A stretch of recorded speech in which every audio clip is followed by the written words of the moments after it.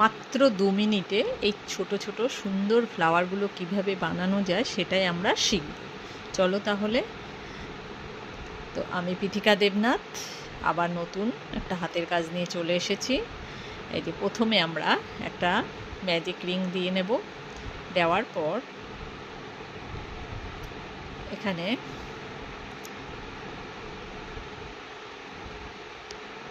চারটে চেন করে নেব।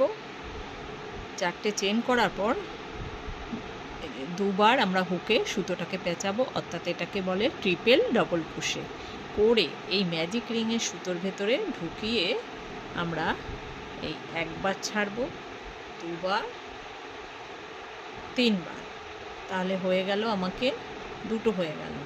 আবার চারটে চেন নেব, নেওয়ার পর একটা স্লিপ এই ম্যাজিক রিংয়ের ভেতরেই একটা স্লিপ স্টিচ দিয়ে আবার চারটে চেন করব।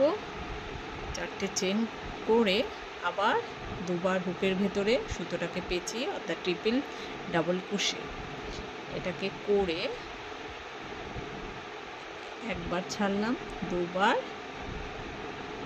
তিনবার ছাড়ার পর আবার চারটে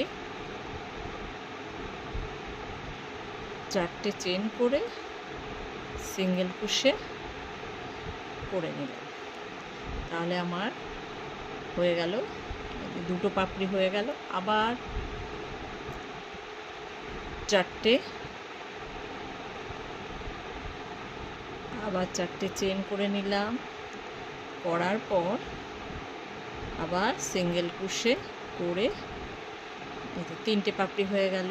আর সুতোটাকে একটু টেনে টেনে আবার চারটে চেন করে নিলাম, করার পর দুবার সুতোটাকে পেঁচালাম, পেঁচিয়ে দুবার ছাড়বো, ছাড়ার পর আবার চারটে চেন করে এই যে সিঙ্গেল ক্রোশে করে আমার হয়ে গেল চারটে পাপড়ি। এখানে আমার করতে হবে 6টা পাপড়ি। তাহলে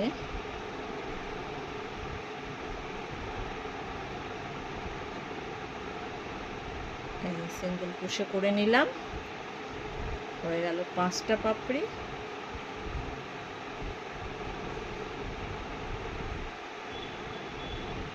তাহলেই আমার কমপ্লিট হয়ে যাবে। এবার সুতোটাকে আমি পেছনের দিকে টেনে এটাকে ছোট করে নেব। করার পর এইবার এটার ভেতর সুতোটাকে আরেকবার একটা